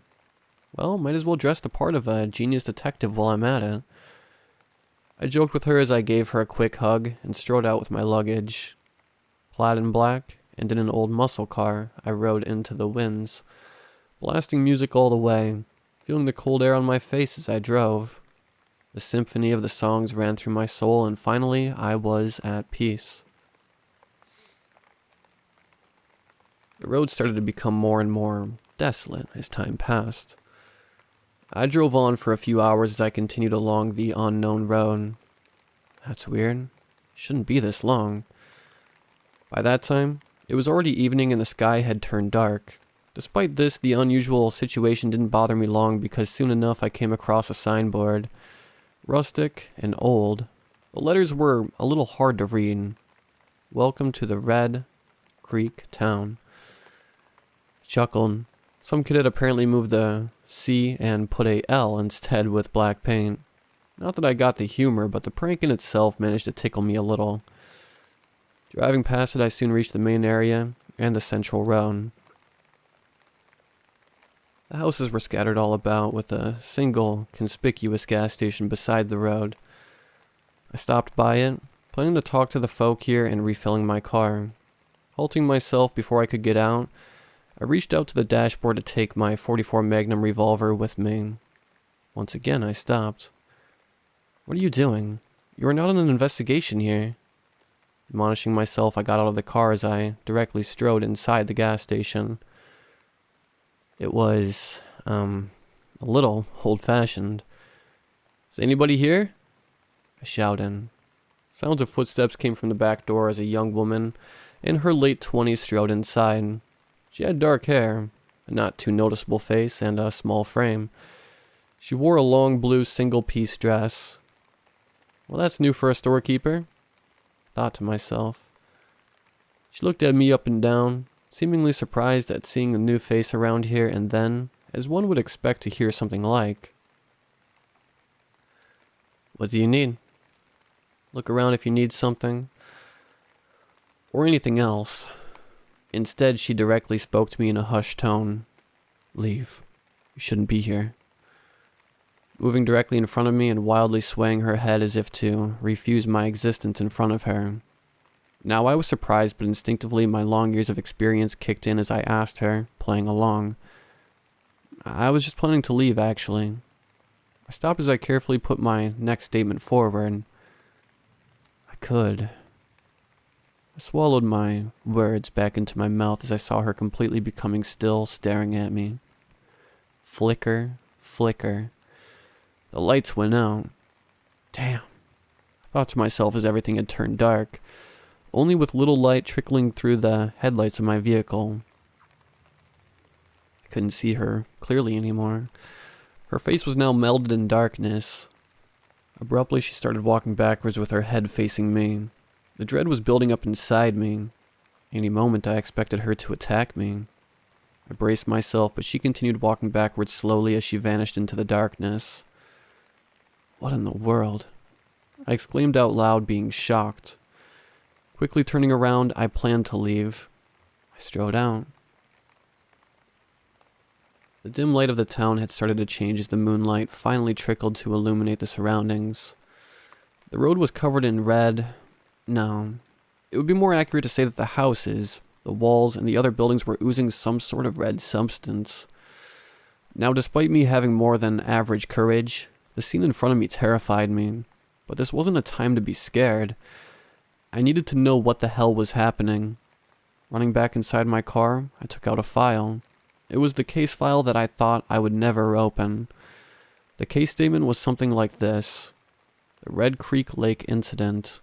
In the early 2000s, an incident took place in this town. The water source of this town was poisoned, and consequently a lot of people died while others were severely traumatized by the same.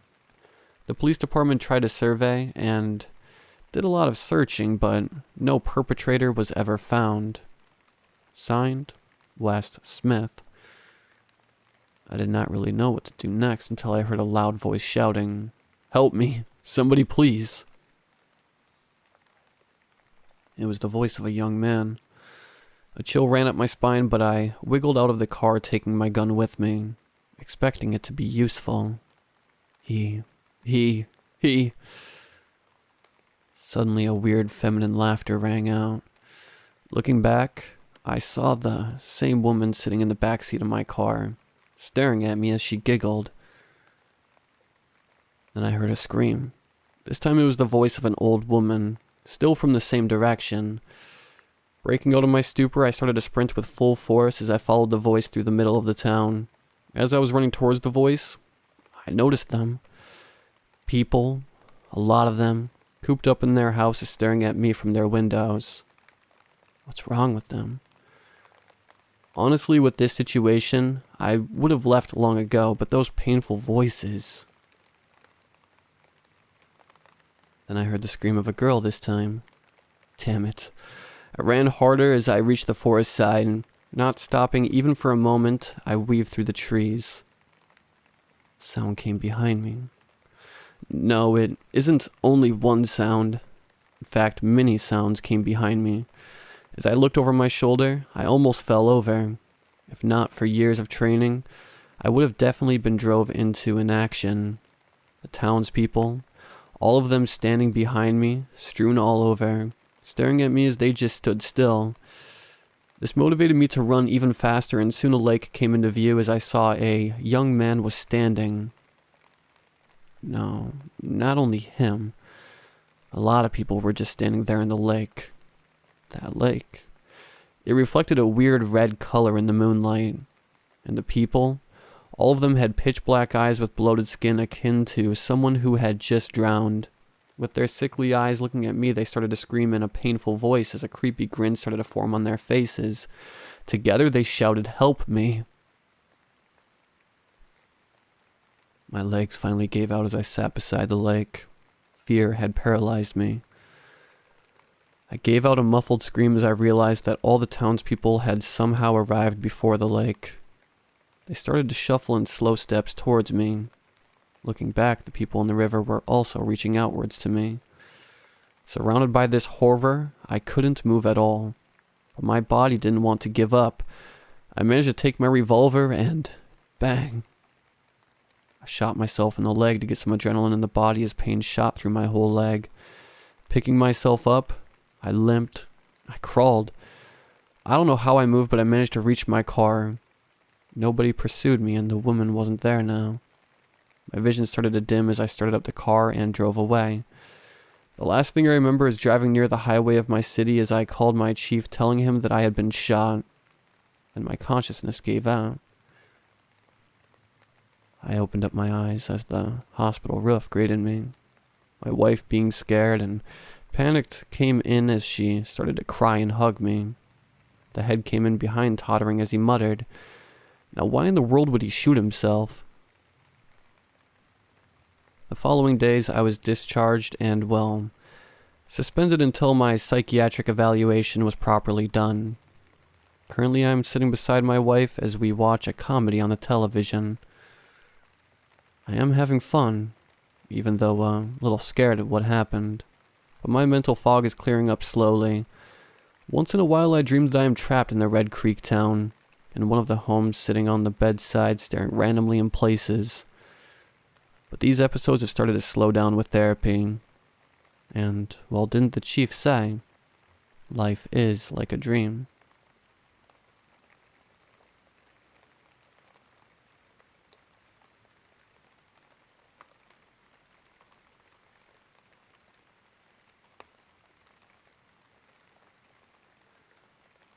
This must be a joke.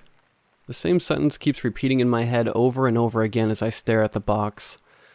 And it's only content. Or a misunderstanding. I reach out to grab the item. It nearly falls apart in my hand. I can just feel it. I turn it around, open it, browse through it, hoping that it might have some hidden secret inside. Something that will change everything. Doesn't. It's just a simple black notebook. I sigh as I toss it aside and bury my face in my palms. So here's the thing. My uncle, who absolutely adored me, or so I thought, had just passed away. And the only thing he left for me is this useless book. Okay, that might sound harsh, but you must understand. He was filthy rich. I took care of him during his last months. I spent more time with him than his own goddamn son. Seriously, he kept making jokes about me being his son. I thought we had a bond. I'm in deep shit. He knew that. I sigh and reread the note that came along with the package. It made me so excited the first time I saw it. Dear John, to you I leave my greatest value belonging. Don't show it to anyone and use it wisely. I know it'll be great in the hands with you. Love, Uncle David. What does that even mean? I expected a key to his mansion, or to his car at least. I idly grabbed the book again, simply because I have nothing better to do at that point, and this time, I open it with the intention to actually read it. Maybe it's a diary with hot tips on what to invest in, if I'm lucky. The first page already has me raising a brow. Instructions. 1 month equals 10,000 of your chosen currency. You may not offer more than what you have. You may only offer what you own yourself. Blood seals the contract. All debts will be collected. The blood part definitely gives me the chills. It makes no sense. I dismiss it and turn to the next page. At first sight, it looks like some kind of invoice, written with red ink because I completely refuse to even think about it being anything else. Was this my uncle's checkbook? Maybe he did write me a check after all. But no, as I keep reading, I discover a pattern. It's always the same equation. X times 10,000, some other calculations, and then a little uncanny sentence at the bottom of each page. I offer X months for this. I begin having an eerie feeling. An idea. It's so ridiculous I instantly try to whoosh it away, but I can't help thinking about it. Deals with different powerful and probably evil creatures come to my mind. And the thought, it must be the devil's checkbook, which makes me laugh out loud. That's how you got your money, you sly bastard. I keep laughing because obviously this is a joke. Taking the initial joke of leaving me with nothing even further. Instead of nothing, he just makes fun of me one last time. I suddenly get angry and fight the urge to throw the book away, but instead, for some mysterious reason, I grab a pen aggressively and flip to an empty page. If this is such a valuable item, then it must work, huh? I write, I offer 2 months for $20,000 and shut it close. I don't even consider the part with the blood. I put the book down on the coffee table and go to sleep. Now you can imagine my surprise when I wake up, open the book and find some new text under the one I wrote the previous day. Contract invalid. Blood is required. It drops from my hands and bumps into the table before hitting the floor with a flop. I freeze at the spot and can't think straight for a moment. My first, mostly, logical thought is that someone entered my flat overnight and decided to screw with me in a weird, twisted way. But that really wouldn't make much sense. Besides, my door is still locked and the possibility of someone entering through the window is extremely low, given that I live on the 8th floor. So apparently I have to consider the other possibility. The absolutely ridiculous possibility of some magical book ending up in my possession. I lean down for it and lift it up, pinched between my thumb and index finger like it's on fire. I sit down on the sofa and for a while, I just stare at it, considering my options. If it's real, I could use it. I have to be careful though. But a couple months can't hurt. I don't even need a lot of money. Well, I certainly don't aspire to be like my uncle, whose early passing I'm starting to understand. Offered too much, Uncle David. I snort with a frown and start thinking about the blood aspect of this whole thing. I wonder how much blood I need to write a whole sentence. Never thought I'll have to think about that, huh? I finally decided to just make a small cut on my finger and use that for this task. It's sloppily done at best, faint, and altogether I definitely use more regular ink than my self-made one, but I manage, and I hope that it will be enough. Apparently it is. The day after, I stare at my bank account balance dumbfounded for a good few minutes before I can really process what I'm seeing. I can clearly remember how I nearly hit zero just a few days ago. And now? Now I have $20,000 more. I hastily check out the info on the transaction, hoping I might see something that would explain everything, but it's only some generic payout from my bank, with a generic and made-up explanation. Well, I'm happy that at least they, whoever they are, made this seem legal. I still have concerns. These disappear rather quickly, though, as the realization sets. It works. It really works. I quickly order myself the best meal I've had for a good while, and write up a resignation letter, which I instantly send to my asshole boss. Like hell I will ever work again. Not when I have a magic book that will do it for me. I spend the whole day in bliss, with a silly smile plastered over my face, and I already start making plans on future holidays, buying a house, a car, and literally anything I want. I vaguely register the fact that the exchange currency is my lifetime, but I wave it off. What difference does a few months, a few years make? Those would be spent in a care home anyways, forgetting where I put my glasses and slurping soup all day. This way I can actually live it. I spend a few days like that, just chilling at home, eating takeaways, and watching Netflix. I didn't have much time to relax lately, so I want to make up for all the lost time. One of these days I run out of chips halfway through my movie marathon, and decide to go down to the grocery store. I'm pretty sure I could find some place that would happily deliver it to me, but I'm actually starting to miss the outside world. So I think a little walk will do me good. I hastily put some clothes on and step out of my flat right into the elevator. I press the ground floor button and wait. I'm looking at nothing in particular, staring at my feet and idly waiting to arrive. I've done this countless times before, but now, as minutes pass and the lift is steadily descending down, I start to get just slightly uneasy. I look at the panel and it's counting down, but it feels like it's been doing it for minutes or even hours. I get a bit dizzy and need to lean against the wall to catch my breath. That's when I look up and notice that I'm not alone. I'm not particularly observant, but I'm almost 100% sure there was nobody in the cabin when I entered. It looks like an average man, a bit taller maybe, wearing a hooded robe that hides most of his face, which is, yes, uncanny, but I've seen weirder stuff. Of course, he still freaks me out and I involuntarily back up a step. It's not his looks that creep me out, it's more like an invisible aura that surrounds him. And the lift is still moving. John, is it? My blood freezes and my breath hitches as I slowly and hesitantly turn around. I don't have time to wonder how he knows my name. His voice literally makes my bones ache. He's looking at me. At least that's what I assume from his posture, because I still can't see his eyes. He raises his arm, then pulls his sleeve back. My heartbeat speeds up. The hand is coal black and bony, ending in sharp claws, and there are several watches strapped around the arm.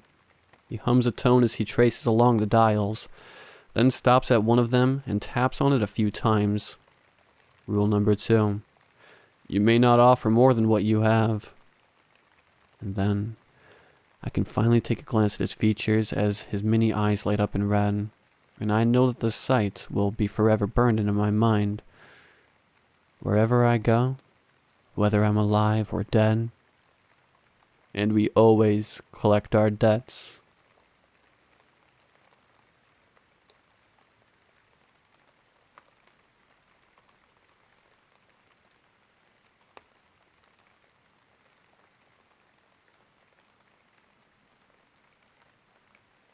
I was a senior in high school looking for an apartment.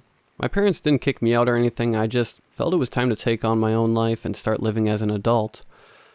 I was browsing the internet for any affordable options.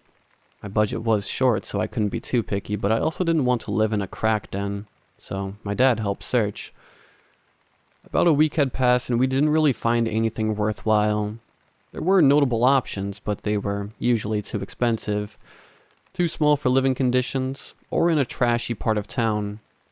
My dad said he'd ask around his job to see if anyone had any plausible offers. I told him it sounded like a great idea, though I didn't really think it would lead to anything considering our luck so far. Much to my surprise, he showed up with some good news.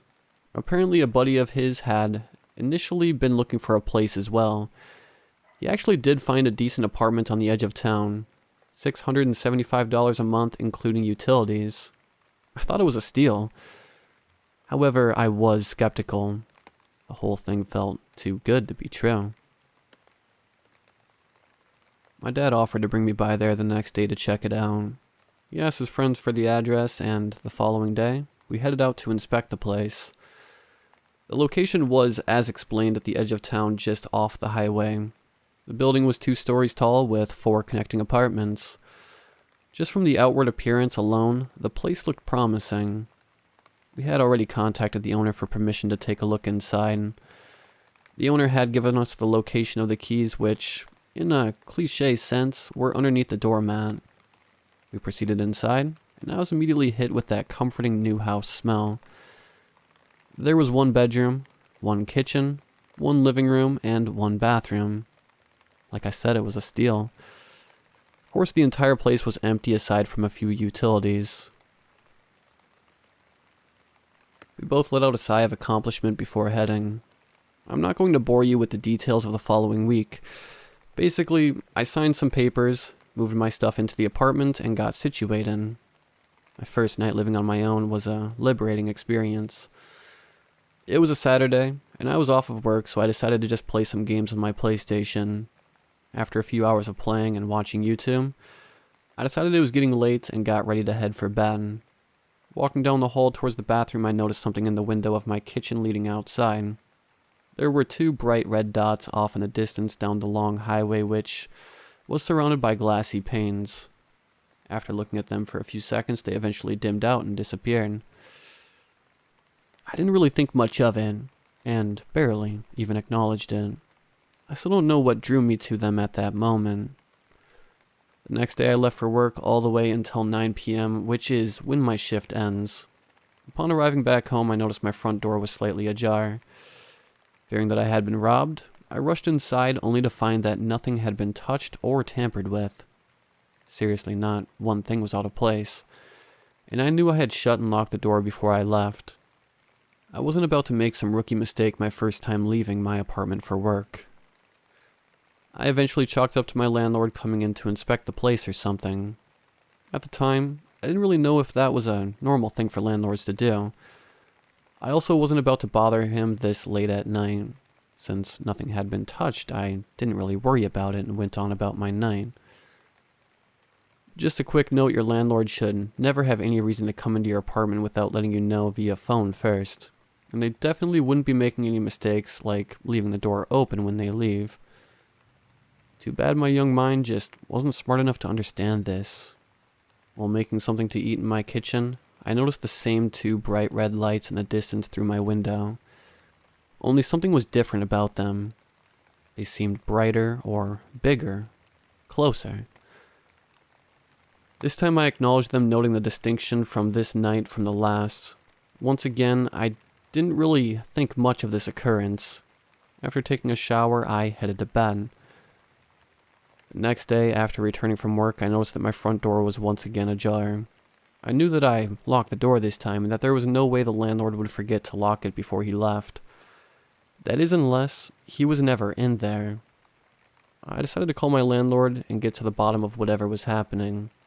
When he answered, I told him about what happened and how the same thing happened today. He told me to head inside and check to see if there had been any damage. When I got inside, I couldn't believe what I saw. All of my stuff had been tampered with. My bedroom door was wide open and my TV had been smashed. I instantly redialed my landlord and told him about the damage. After calling him, I dialed 911 to have an officer come and investigate. That afternoon, a detective had come to investigate and ask me a few questions. I told him everything I knew, and he said that they would check the security cameras, but said that he might not find anything due to the fact that, coincidentally, there were no cameras pointing towards my apartment. I feel it's important to mention that the rest of the apartments were vacant and still undergoing development, so there were no witnesses. I called for a day off the next day so I could stay at home and clean up. That night I stayed up cleaning the mess that had been made. There was honestly a lot of things I still hadn't mentioned, like laundry all on the floor, trash everywhere, etc., etc. As I was headed to the kitchen to grab me something to eat, I noticed something from the hallway. A small red hue was peering into the hallway from the kitchen. As I rounded the corner, I saw something in the window. In the window there was some sort of black humanoid figure standing at the window. The red hue was coming from its red eyes. Its eyes looked just like human eyes, but they had a soft red glow to them. I rubbed my eyes to make sure what I was seeing was true. When I looked back up, however, nothing was there. It was just the same two bright red lights off in the distance. It took me a second to actually register that there was nothing there. Eventually I snapped out of it and resumed cooking my dinner. As I sat in my living room scrolling through my phone and eating food, I heard something coming from the kitchen. It sounded like my front door being opened. Without a second thought, I grabbed my bat from the corner of the room and rushed into the kitchen. When I got back to the kitchen, I didn't see anything, only the front door standing ajar. I opened it and didn't find anything outside either. When I got back inside, I was confused. I didn't know what could have opened the door. I made sure to lock it, and this time I propped a chair against it. Something was strange, though. The bright red lights that were always shining through my window were gone. Not knowing what else to do, I decided that I would contact the police once more the next day and stay at my parents' house for the time being. I then took a shower and headed to sleep, making sure to keep my back close to my bed. I suddenly woke up from my sleep in the middle of the night. I don't know what did, but I sat up and grabbed my bat and turned on my phone's flashlight. Frantically looking around my room, I didn't see anything. I groaned, set my bat back down, and laid back down in the bed. I was about to close my eyes again when I heard something. The noise of my closet door behind opening caused me to turn around and reach for my bat. However, as I was doing so, I saw what had opened the closet. And there I saw the silhouette of a black humanoid figure. And staring back at me, I saw two red human eyes.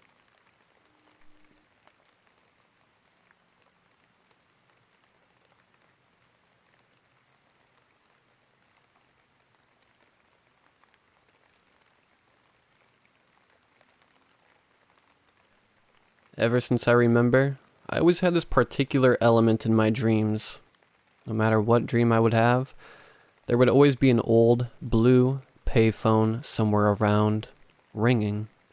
Even when I dreamed of my big sister's wedding, even when I dreamed of me becoming a pirate captain, and even when I dreamed of my friend Arn's funeral, it was always there. That old payphone, ringing constantly. In every single dream that I can think of, there was that damn blue payphone.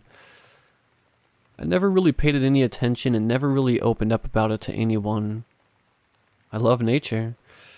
Me and my family lived in the city all of our lives, but my luck was that my father loved nature just as much as I did. Some of my most cherished memories are of me and my father wandering through the forest, while Mom and my two sisters were at home. They never really liked going on trips in the wild with me and Dad, which was a shame as I would have really liked them here with us. Regardless, as I said, those trips in the wilds with my dad were some of the best moments of my life. That all changed when my father acquired a much higher paying job as a higher up at some company. Sure, the money was big, but I never really cared about that. I was happy with my old life, and in fact, I wish that my father kept his old job. Now he never has any free time for going on trips with me anymore. Well, there wasn't much I could do, so when I was around 13, I started going on trips into the forest on my own. Some may call that foolish, but to me that was the golden time. I just loved being surrounded by Mother Nature and all its wonders and beauty. Of course, that I would lie to my mom and tell her that I was at a friend's place or something. Every friend I had said the same thing to me, that I'm crazy for going into the wilds alone, and how is it possible that I'm not afraid? I didn't really know at the time, but I must have been a very brave child. I never was afraid of the dark, or any bedtime stories about Draugr, or who knows that monsters my grandfather invented. So being alone in the woods wasn't really a big deal. The years went by, and when I was 24 years old, I moved in a cabin deep into the Norwegian wilderness with my girlfriend, Astrid. She was an ecologist and loved nature as much as I did. To me, she was the perfect woman. One night while we were laying in bed, I decided to tell her about my dreams and how there was always a blue payphone in them. I don't know what grabbed me, as it was never particularly bothersome in any way. Guess it's just easier to open up to people you like. She seemed curious enough and told me about something called lucid dreams. Basically, you enter your dream in a conscious state and can, to a degree, control your actions while in the dream. You should try entering the dream lucid and answer the phone, she said. Well, okay, I guess you made me really curious, I replied in a joking manner. The next day she explained more about those lucid dreams. She said to count my fingers among other things. What can I say?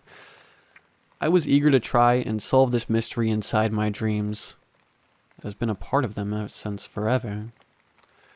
Night has finally come, and I didn't help but fall asleep. I woke up in a city, then immediately began counting my fingers.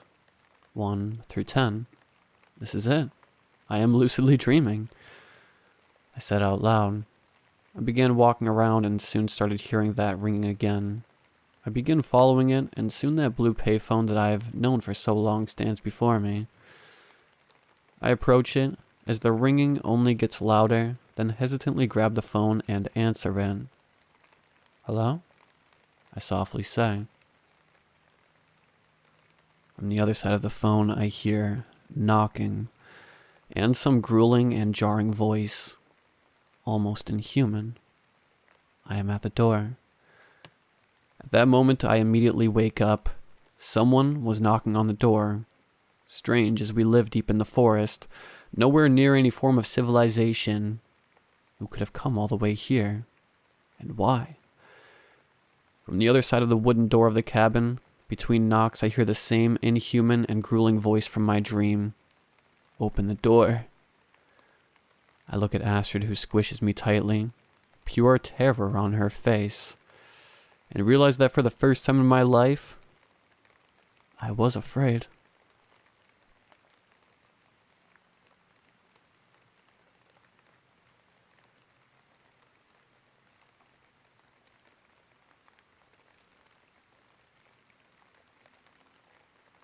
I had a wonderful childhood. For a good portion of it, I lived with my brother and father in the Adirondack region of New York. It was a beautiful area. Since we lived in a very rural part of town, we had no neighbors. Instead, we had dense forests. Every Saturday afternoon, we would take a hike through said forests. I felt as if I were in a place like the 100-Acre Wood or the Wildwood. My favorite time of the year was autumn. The leaves changed color and the air began to crisp. It's a beautiful time of year, even more so where I lived. This season meant a lot of things to me. It meant back to school. Like most kids, me and my brother were pissed off about summer ending. However, we were delighted to see our classmates and teachers would be. It also meant pumpkin pie. My dad would often buy a pumpkin pie from the nearest bakery. Even to this day, I swear that particular bakery made the best pie ever. Autumn also meant something very important to me. Halloween. Me and my brother always looked forward to Halloween. Our father would take us to a pop-up store to buy our costumes. I would always get one of the ready-made costumes, while my brother would end up making his own. The particular store we went to always had a life-size skeleton butler standing by the entrance. Funny how we used to be so afraid of it, considering how goofy it looks in hindsight. Of course, the actual day of Halloween was a lot of fun. First, we'd watch a scary movie before trick-or-treating. The only reason my father let us do this first was because he didn't want us to stay up later than we probably would have anyway. The movie itself was never too scary. It was usually Pooh's Grand Adventure or The Wizard of Oz. Like I mentioned earlier, we didn't have any neighbors, so our father would drive us to the main part of town, which had more houses. We trick-or-treated until the sun was starting to disappear below the horizon. By the time we got back home, it would be pretty dark. As we pulled into the driveway, our father would play a little game with us. It was called the running game. What we had to do was run from the car to our bedroom as quick as possible. It was a simple thing, but we loved it. We often raced each other. It was fun running at full speed in our costumes. One of us would usually slip as soon as we entered the house and knock something over. Our father didn't care. It was Halloween. In our room, me and my brother would stay up as late as possible eating our candy and telling spooky stories. It was fun eating candy in bed. We didn't even need to brush our teeth. There was something about Halloween candy that was so delicious. We even heard our father crying downstairs because he didn't get any. When I was 13, we moved down to New York City. It was a big culture shock for us. We had to get used to many neighbors, loud noises, and smaller spaces. It was also difficult to have to get used to an entirely new school district with new teachers and students. Fortunately, I made new friends quickly. I now live in an apartment on Long Island. My brother still lives in the city. He ended up liking it better than rural life. Our father also still lives there too. Yesterday, we decided to give him a visit. We had a grand time reminiscing about old times.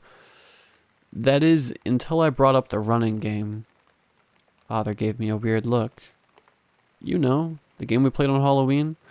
The one where we ran inside as fast as we could. Remember? I asked him. He immediately began to break down. We comforted him until he felt well enough to talk. He explained that there never really was a game. There was a reason he wanted us to run. He'd always see something in our rearview mirror. Every year it would come back. He didn't want it to, but it would. Concerned for our safety, he'd make sure we made it to the safety of our bedroom, disguising it as a game. My brother asked our father what exactly it was. He began to break down again as he said, "Something horrible." I passed him a tissue. I know it was Halloween, but it wasn't a person in a costume. I know it was a monster. Me and my brother didn't know what to think of this. We never saw father in this state before. He continued. I felt like crying just looking at it.